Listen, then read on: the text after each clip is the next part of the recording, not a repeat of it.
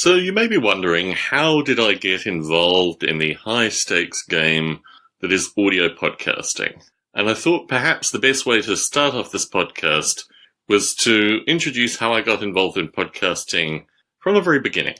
This is a somewhat tortured tale of failed partnerships and failed delivery methods and a series of toings and froings, but as I have the luxury in this format of talking for an extended period of time, I thought I might as well introduce how this whole thing came about. Now, I was born in a place called Adelaide in South Australia. I was born with a cleft palate, various other physical abnormalities, and speech therapy was very important in my early childhood. And I also had a particular proclivity to record things, to record interviews with people, with family members. From age about 3 on, whenever I had a microphone and a tape recorder, I would typically be asking probing questions and just getting a sense of the inner workings of the mind. That's the thing that I loved about audio in particular, was that you didn't get distracted by the visuals. You could just start painting a picture with words, or at least encouraging others to paint a picture with words. When I first discovered audio podcasting, the main concern that I had was associated with the quality of equipment that I had. And this fell by the wayside pretty quickly because I bought a small MP3 pocket recorder and then just started recording my podcasts with that. And the audio was very rough and ready. I used TalkShoe and Blog Talk Radio initially and just utilized whatever technology I could get my hands onto, particularly associated with collaborative audio efforts. Now, my first podcast, I think, was called Barbalet Log from memory, and that was probably 3 weeks worth of audio recordings that I took to and from my walk to work. I lived in Las Vegas at the time in an apartment complex. My walk to work was typically about 15 minutes, and I thought this was a really interesting environment to do audio recording.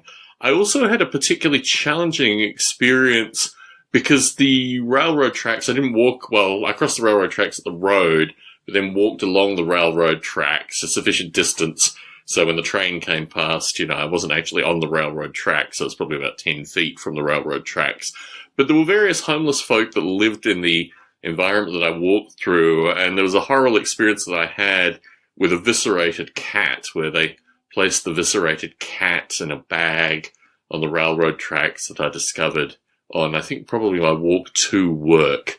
So Barbalet's Log was a means of audio narrating the experiences that I had. I did take some YouTube footage of the walk to work as well, because I just thought it was such it was an interesting environment. It was like an industrial part of Las Vegas where the apartments were kind of surrounded by industrial buildings that did a variety of different things. They weren't all slot machine related. In fact, I think very few of them were slot machine related. It was mainly older style industries. So I started doing that, and I don't even think I maybe put 1 or 2 of those out, and then I remember iTunes didn't continue the feed, and that was a bit of a downer. But then I started recording Ape Reality. Did I do Bio first, or did I do Ape Reality first? I can't recall which I did which first. I think I probably did Ape Reality first.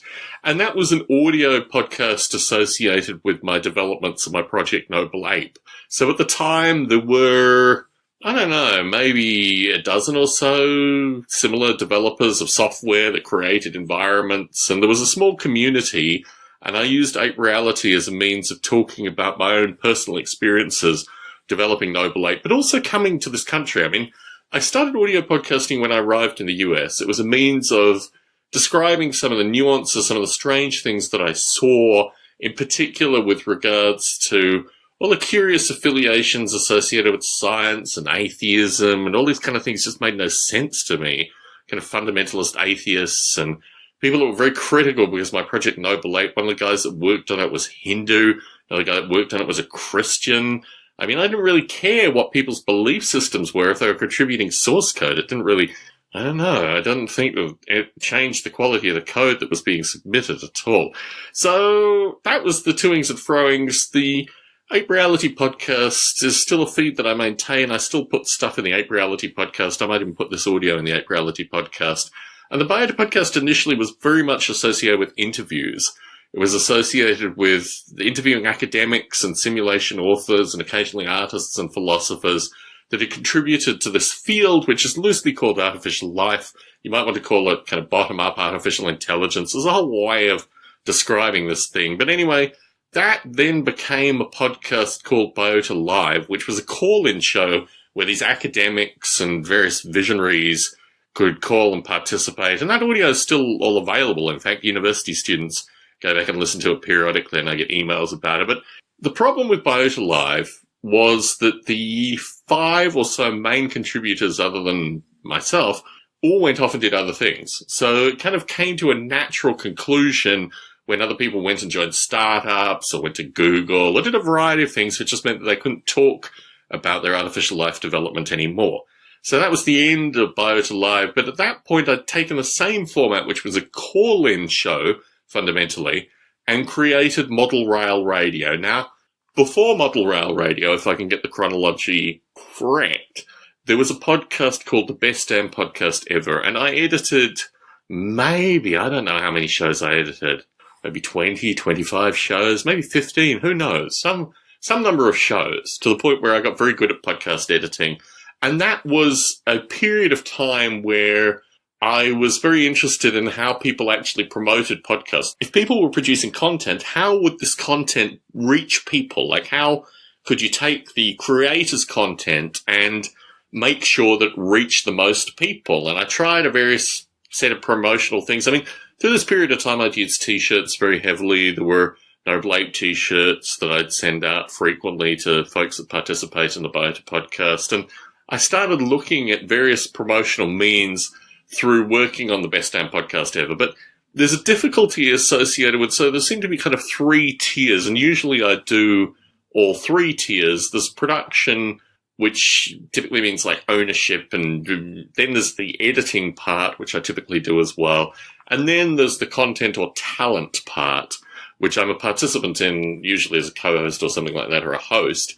But these 3 tiers are very different. If you actually edit a podcast, you get a very intimate sense of the podcast recording, and you also get to work with the talent. And this is where it gets quite interesting, because certainly with the Best Damn Podcast Ever, they just had me doing like vast quantities of editing that I wouldn't normally want to do. And they also had this strange censorship model, which meant that I really didn't want to do the level of censorship that they were asking for. And there was a lot of tension. And also there was a kind of work ethic problem. I just didn't feel there was compatibility of the work ethic. So I stepped away from that podcast. They weren't particularly happy. I wasn't particularly happy either, but I stepped away. Through that period of time, however, I also, and this will lead into some other chain here, through this period of time, I made contact with a few people that had been associated broadly with, I guess, the Jackass franchise, but really just people who I thought had a similar work ethic, were roughly of my age group. Also had connections with Australia, which was really important. And I started communicating with them. And through this period of time as well, I don't know how the chronology fits together, but they were starting a podcast as well. So I gave them some assistance associated just with technical stuff that I did and kind of kept in contact with them. And through this period of time as well, I also started being talent on a podcast, which I think at the time was called the CWF Gamecast. And I did a bunch of like small, like 1 or 2 or 3 recording talent spots with a bunch of other podcasts as well through that period of time.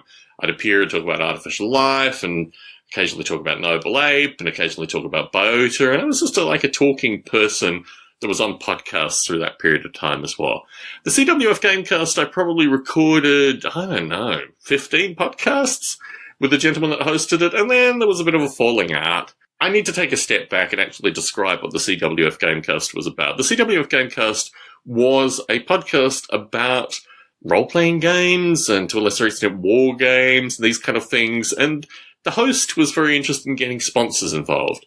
And one of the sponsors of the podcast took exception to not really a negative review, but a review that I gave of a game that was, I don't know, advertised in the sponsor's magazine. And there was all this kind of strange blowback. And I thought at that time, this was a hobby and an interest of mine associated with miniatures and history and wargaming and things like that. But I wasn't really interested in sponsorship. So through this period of time as well, I started another podcast. I don't even think I've talked about Model Rail Radio, so maybe I should start with Model Rail Radio. I had a call-in show called Barbalet Live, and then I transferred that format to model railroading. Now, I did a bit of an assessment at the time. I worked out that there were no model railroading podcasts with a degree of plurality. There were a couple of model railroading podcasts at the time, but they had their own particular niches, and none of them were really opening up to this notion that there are many tens of thousands of people that create these train layouts to a level of detail, a level of interest, that they're actually quite interesting folks to talk to. So Model Rail Radio came out of the call-in format, where it grew dramatically initially. In fact, it grew dramatically continuously. It's been an almost exponential growth to a linear growth, but still, it's growth. And in terms of a format that people absolutely love talking about model railroading, Model Rail Radio did very, very well and continues to do very well. So that podcast was there. And through the period of time that Biota was finishing up, a gentleman contacted me called Heron Stone, and he and I recorded a podcast for about 7 years, a weekly podcast for about 7 years. There was an 18-month hiatus through that, but that podcast was called Stone Ape. And Stone Ape continued through to November last year. And when Stone Ape concluded, I pretty well concluded the Biota podcast, kind of officially / unofficially. And I also had another podcast. It's very difficult to keep track of all these, but let's just bear with me, please, called Short Funk. And Short Funk, I recorded more than 700 episodes. It was a daily podcast. It was taking podcasting to another extreme.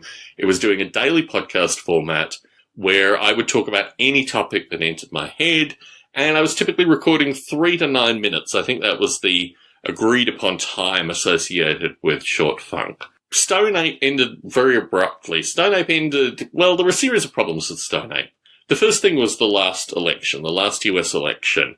The co-host, Heron Stone, appeared to be somewhat sympathetic, associated with the candidacy of Hillary Clinton. And I'm more than apolitical. I really think that the political parties in this country are just an anomaly of any possible form of reason. And in particular, candidate Clinton and candidate Trump struck me as two extremely unsavory figures, and in fact represented a satire that I wanted to talk about more directly associated with the political system. So the fact that this was unpalatable to my co-host and as well, I had to do a lot of work around that period of time too. So I work for Netflix. That's my day job. We'll talk a little bit more about that in a few minutes. But that meant that I was unable to record on a weekly basis with Stone Ape. So there were a combination of factors. I think we were getting on each other's nerves by the end. But the political aspect, the infrequency due to work, and just that we were getting on each other's nerves, the podcast concluded. Heron Stone pulled the plug on Stone Ape, and I kind of said, fine, enough, good, let's move on with our lives. And that was the end of Stone Ape. And it made me reflect very heavily that I've had great difficulty finding long-term collaborators. I've had collaborators that I've worked with for 6 months. I've had collaborators that I've worked with for 3 years. But Heron Stone was probably the longest collaborator, although I've got folks like Bruce Damer and people like Larry Yeager who are in the artificial life community. Heron Stone was the longest weekly collaborator that I had worked with. And I think it's very difficult, particularly when you come to a country like the US. You're not an American. You'll never be an American. You're completely removed from a series of the standard components that makes an American, which will be an interesting theme that we'll explore through these podcast recordings. But you come to this thing, and you don't have to find collaborators. I mean, you can do monologues, and monologues are going to be the name of the game here, but you have to find like-minded folk on some level. And on a variety of levels, I find it really difficult to find people in the broader community that I can gel with for some length of time. I think Heron and I, we had delimited boundaries. Now, Heron, through the recording, was in his late 60s, early 70s. There are a series of really strange aspects to Stone Ape. I recommend the Cam Girl period, the podcast where Heron appears to die. there are a series of podcasts through the podcast recording of Stone Ape, and there are a number of really funny stories as well. I've gone back and listened to Stone Ape recently, and I'd certainly thoroughly recommend folks to check out Stone Ape. Heron and I don't think we'll ever record a podcast ever again. I think we've moved beyond that in both our kind of collective minds. But there are a lot of really funny stories, and there are a lot of good laughs through Stone Ape. And I'm genuinely appreciative that audio exists in some form that people can go back and listen to. I feel the same way about the Biota podcast as well. Lots of people go back and listen to the Biota podcast. Some of the audio is pretty poor, but that, I think, is a great podcasting series. And obviously, Model Rail Radio continues as well. So you then have Short Funk. Short Funk got to the point where I was just sick of recording on the daily. And originally, Short Funk was created in large part through Casey Neistat's work. And I was really interested when Casey Neistat started daily vlogging, that maybe by doing this thing on a daily basis, thinking in some regard that audio podcasts somehow equated to be similar to YouTube. Sadly, there were a number of problems associated with this naivety on my part, but let's just move forward on this idea.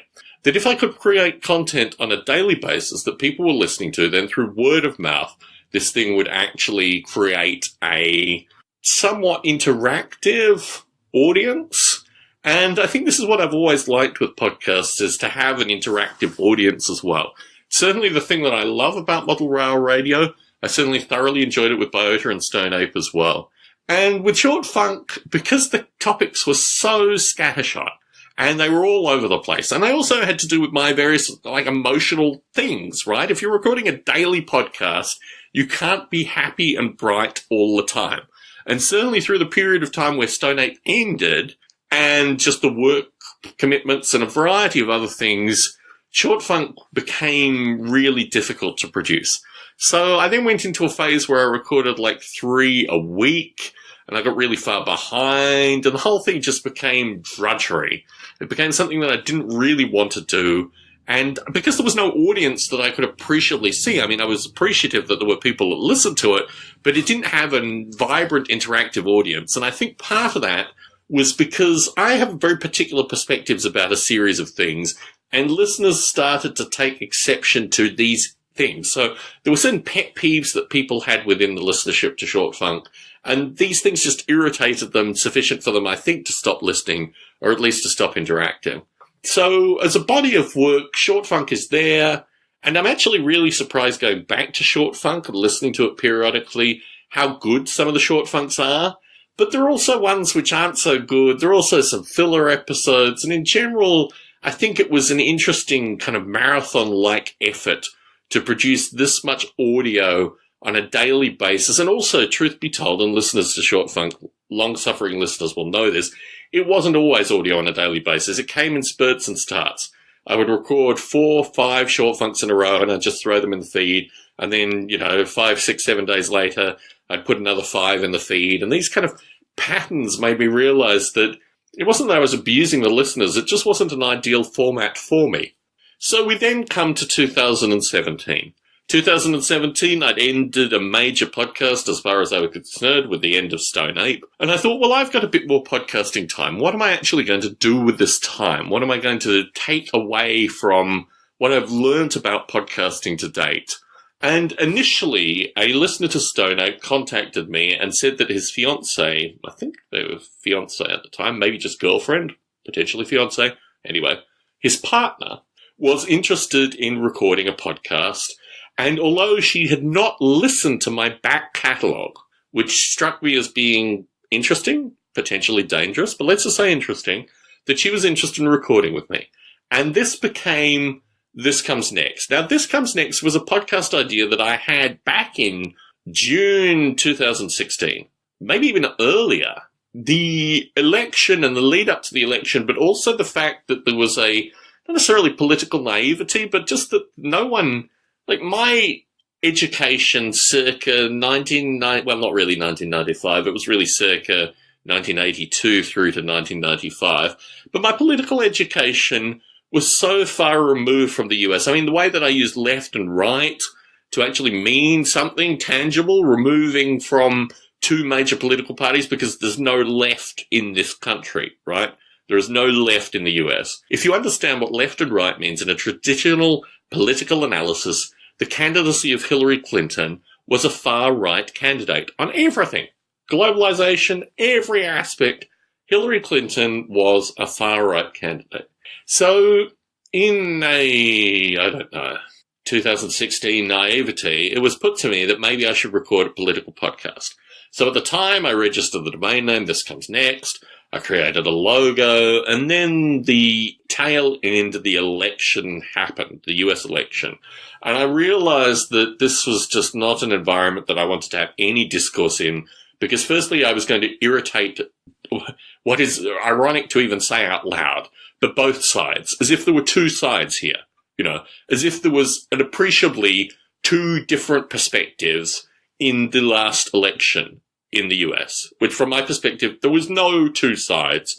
There was just a melees of there's a Peanuts character with the flies flying around the head, I just felt that was the whole thing associated with the last election, where there were no meaningful, substantive issues that were discussed. You were just dealing with two nuts from different worlds, but mysteriously also dinner and lunch buddies 3 to 5 years ago, which was even more curious, that came out and did this thing which was in part performance art. And then there was a bunch of people that just got absolutely hysterical associated with what to me looked like basically similar candidates that had similar apocalyptic endgame scenarios in their thinking, and that was it. So how can you have a coherent and educated political discussion when the whole groundwork of political narrative bears no relationship to any aspect of reality? So I put This Comes Next to bed, and then Jay Kimono came along, and I thought, let's resurrect This Comes Next as an idea. Let's try to do this through nuanced fashion. But what This Comes Next has become, which is actually really quite curious, is a means of talking topically about things that are occurring in addition to politics. It's not that politics takes a backseat, but through this period of time as well, I found myself thrust into a variety of different areas that I have no particular business being in, but certainly particularly associated with this kind of Me Too abuse movement that is coming through. Somehow I've become part of this thing as well through a series of very curious things that I will talk about, no doubt, in a future podcast. So in a kind of March time frame, I think, through a long-standing connection associated with when I was working on, what was it called, the Best Damn Podcast Ever, the connections I made with the folks in Pennsylvania. One of them came here, got a tech job here, started attending my D&D night that I put on at Netflix on a monthly basis, sometimes every other week. And through this, he had a buddy back in Pennsylvania who wasn't really doing anything at the time and was interested in exploring audio podcasting, or at least somehow this thing came together, and it became a podcast called Attic Aficionados. Now, at some stage, through these recordings, I will talk a little bit more about Attic Aficionados as a phenomena. But let's just say it was a podcast that existed, I think, for about 17 episodes. So actually more recordings than This Comes Next currently. But through a series of factors, the podcast ended. And the podcast ended relatively dramatically and somewhat traumatically, and it's over. Very similar to Stone Ape. Stone Ape had some degree of nicety associated with the conclusion. Attic Aficionados didn't really have that. It just ended. So now I come to a position where I have a bit of podcasting time available. I have some writing projects I'm working on. I got a bunch of software projects I'm working on. But I'm wondering, do I have time for another podcast? And if I have time for another podcast, what format will this podcast take? And I looked back at Short Funk as an idea, and it wasn't that I had a problem with Short Funk as an idea, it's just that some topics I wanted to get into with a greater degree of nuance. Some topics I wanted to really explore. I wanted to dig deep within these topics with the benefit that in some kind of nuanced discussion, and my aim is to take roughly half an hour for each of these recordings, to really flesh out my thinking to the view that maybe I'll irritate some of my listeners, but my hope is that the listeners will go to the next one, or at least see that there's something decidedly different or just a different way of looking at something in the analyses that I will try to provide through this particular podcast recording. So what I wanted to do was provide an introduction to how I ended up here. There's a lot of additional nuances associated with collaborative effort, and I'm going to be recording at least one, if not two, podcasts on collaborative effort and my reflections on many years of working with people closely and then having very little to do with them, which seems to be just the way creative, intellectual folks just seem to work in this environment. What have I learned from my podcast to date? Well, I have an audience. I have an audience of varied and interesting people that I like creating audio for. And part of this is actually maintaining a voice. I mean, look, the option to stop podcasting altogether is always there. And I have a very particular view associated with monetizing podcasts, because the podcast industry is exactly the way you need to be making your money right now. I'm just not about that stuff. I've led a very, very lucky and curious life, and my ability to put audio out in a format where other folk can listen to it and get something from it is a luxury. And I do occasionally, out of the blue, meet people that listen to my audio, sometimes in an organized fashion, and it's always wonderful meeting listeners. So this is what Long Funk is going to be about. It's going to be taking some of the ideas from all these prior podcasts and producing audio in a fashion that I hope people will enjoy. I hope people will get some benefit out of. But really what I want to do is kind of trigger people's thinking to give a nuanced, in-depth look at a series of different topics and actually try to promote a degree of discourse as well. So when I talk about listener contribution, listener involvement, listener interest, we have a Facebook group that I've started already. It's a means of providing a mode of interaction for folks to enjoy the podcast, but also to ask questions, suggest topics, meet other like-minded folk that also listen to this irreverent stuff. And in that light, the Facebook group is probably a central point. I have registered the domain, I own the domain, I've moved everything over, the assets aren't quite there, but longfunk.com will be the landing point for this particular audio recording as well. So I wouldn't necessarily say buckle yourself in, but just get prepared for a series of out there topics and an exploration which is never normative in fashion, oftentimes is purely instigatory. I'm Tom Barbalet. I'm currently sitting in my podcasting room in San Jose, California, looking forward to offering you some new explorations through this new podcast.